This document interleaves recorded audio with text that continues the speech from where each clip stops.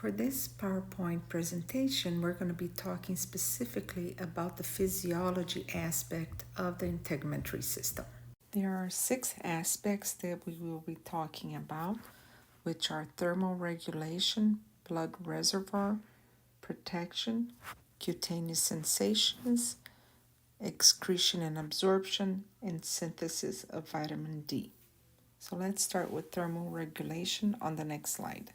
The skin will contribute to thermoregulation, which is the homeostatic regulation of the body temperature in 2 ways, by either liberating sweat at its surface and also by adjusting the flow of blood in the dermis.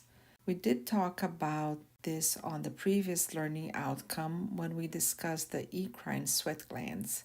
But again, in response to the high environmental temperature or heat produced by exercise, for example, the sweat production from the eccrine sweat gland increases. The evaporation of the sweat from the skin surface will then help to lower the body temperature.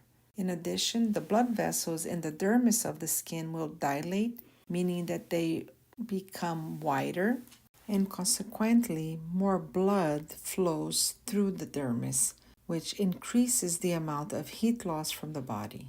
In response to the low environmental temperature, production of sweat from eccrine sweat glands is decreased, which helps conserve heat.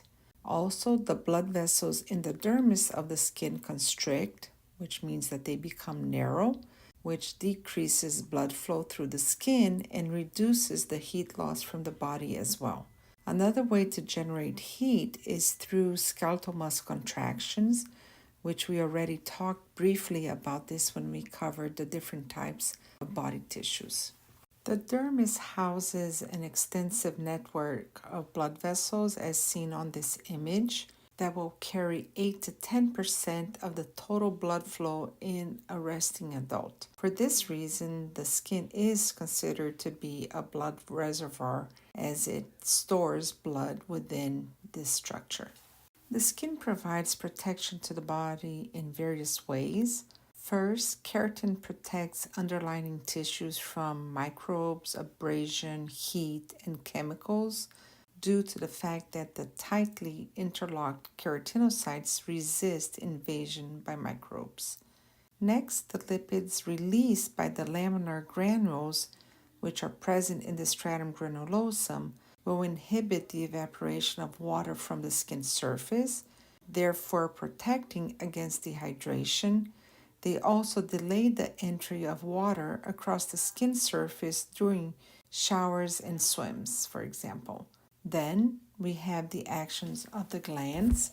First, the sebaceous gland will secrete the oily sebum that protects the skin and hairs from drying out and also contain these bactericidal chemicals, which are substances that will kill the bacteria. Next, the acid pH of perspiration from the sweat glands, they will retard the growth of some microbes as well.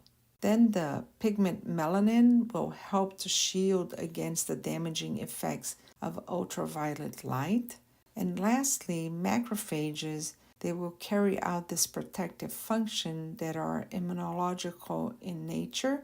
First, there are the intradermal macrophage cells that will alert the immune system to the presence of potentially harmful microbial invaders by recognizing them and processing them.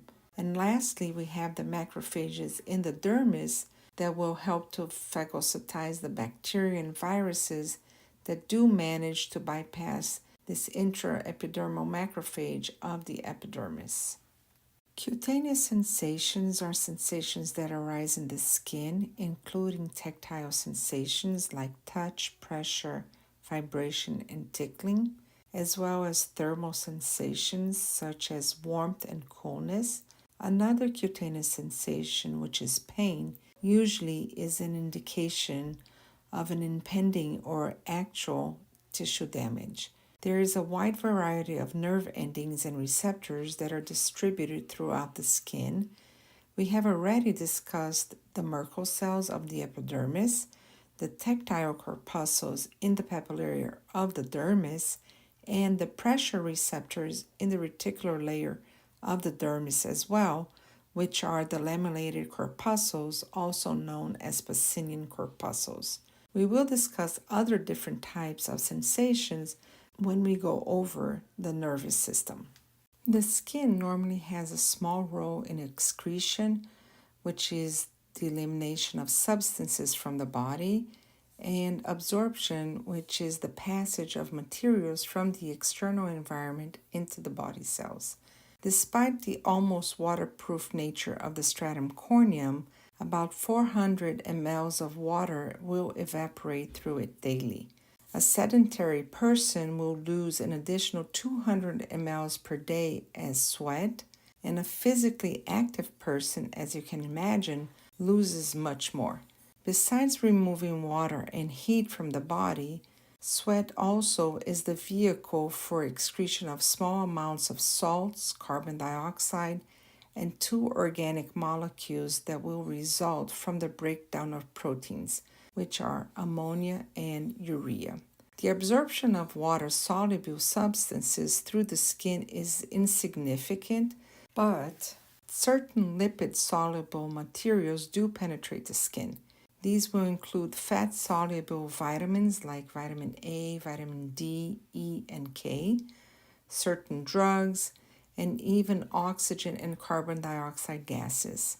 Toxic materials that can be absorbed through the skin include organic solvents such as acetone that can be found in some nail polish removers, salts of heavy metals such as lead, mercury, and even arsenic, and the toxins in poison ivy and poison oak. Since topical steroids, which are the ones that are applied to the skin, such as cortisone, are lipid soluble, they will move easily into the papillary region of the dermis. Once they get to the dermis, they will exert their anti-inflammatory properties by inhibiting the production of histamine by the mast cells. Remember that histamine contributes to inflammation. If you don't remember, then make sure to go back to Module 2. In addition, certain drugs that are absorbed through the skin may be administered by applying adhesive patches to the skin that are now being used commonly. Synthesis of vitamin D requires activation of a precursor molecule in the skin by ultraviolet rays in the sun. These enzymes in the livers and kidneys then will modify these activated molecules, finally producing what we call calcitriol, which is the most active form of vitamin D. Calcitriol is a hormone that will aid in the absorption of calcium from foods in the gastrointestinal tract, and it takes it into the blood. Only a small amount of exposure to UV light, which is about 10 to 15 minutes at least twice a week, is really required for vitamin D synthesis. People who do avoid sun exposure and individuals who live in colder northern climates may require vitamin D supplements to be able to avoid vitamin D deficiency. Most cells of the immune system have vitamin D receptors, and the cells activate vitamin D in response to an infection, especially a respiratory infection such as influenza. In addition, vitamin D is believed to enhance phagocytic activity, which increases the production of antimicrobial substances by phagocytes and then regulate immune functions to help reduce inflammation.